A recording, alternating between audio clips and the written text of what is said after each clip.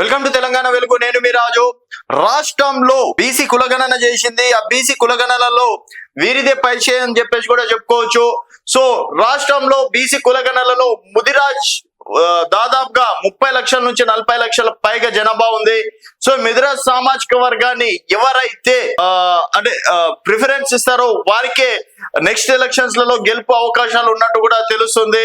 So చూసుకున్నట్టయితే ఇప్పుడు రాష్ట్ర అధ్యక్షుడిగా ఈటెల రాజేందర్ పేరు ప్రధానంగా ప్రస్తావిస్తున్నారు.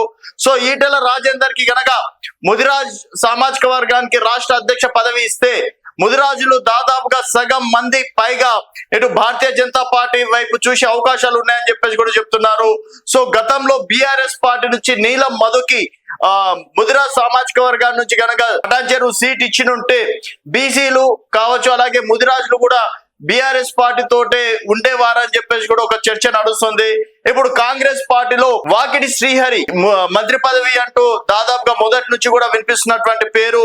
సో వాకిటి శ్రీహరికి కాకుండా నీలం మధుకే మొదట ప్రిఫరెన్స్ ఇస్తారని చెప్పేసి కూడా ఆ మధ్య కాలంలో నడిచినటువంటి టాక్.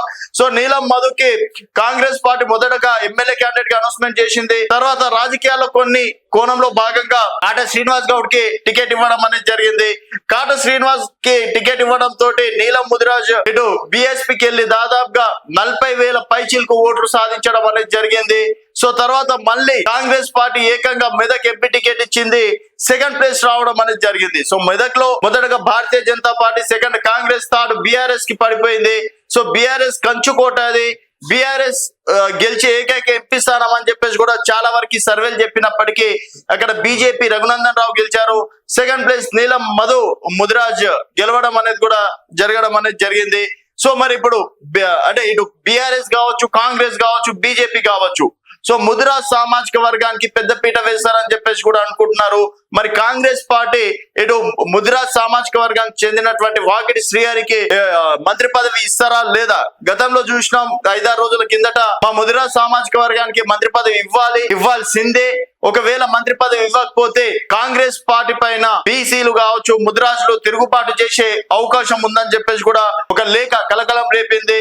దానికి సంబంధించి వాకిటి శ్రీహరి కూడా ఒక క్లారిటీ ఇచ్చారు. సో ఇది ప్రభుత్వానికి ఎవరు యాంటీకి వెళ్ళొద్దు, ఇది కాంగ్రెస్ పార్టీ డెఫినెట్ గా మనకి మంచి అవకాశం ఇస్తారు, బట్ అది రాసిన వాళ్ళ పైన కూడా మేము ఒకసారి ఎంక్వైరీ చేస్తామని చెప్పేసి ఒక క్లారిటీ ఇచ్చారు. మరి వాకిటి శ్రీహరికి మంత్రి పదవి రాబోతుందా లేదా? ఒకవేళ వాకిటి శ్రీహరి అన్న నీలం ముదిరాజ్ కన్నా అవకాశం ఇవ్వాలి అని చెప్పేసి ముదిరాజ్ సామాజిక వర్గం భావిస్తుంది. ఒకవేళ కాంగ్రెస్ పార్టీ కూడా వాడుకోకపోతే అంటే ముదిరాజ్ సామాజిక వర్గానికి పెద్దపీట వెయ్యకపోతే బీజేపీ నుంచి ఈటెల రాజేందర్ కి రాష్ట్ర అధ్యక్ష పదవి వస్తే వన్ సైడ్ గా దాదాపుగా 40 లక్షల నుంచి 20 లక్షలు అనుకుందాం, 20 లక్షల ముదిరాజులు కనుక వన్ సైడ్ భారతీయ జనతా పార్టీకి మల్లుతే డెఫినెట్ గా భారతీయ జనతా పార్టీ 10 నుంచి 15 స్థానాలు ఎడ్జొచ్చే అవకాశాలు ఉన్నట్టు కూడా తెలుస్తుంది. మరి కాంగ్రెస్ పార్టీ ముదిరాజ్ సామాజిక వర్గం పైన ఏ విధంగా డిసిషన్ తీసుకుంటుంది అనేది వేచి చూడాల్సిన విషయం. సో ఇప్పుడు రాష్ట్రంలో ముదిరాజులే ఈ పాయింట్ గా మనం భావించచ్చా లేదా అనేది మీ అభిప్రాయాల కింద కామెంట్ రూపంలో తెలియజేయండి. చూస్తూనే ఉండండి తెలంగాణ వెలుగు.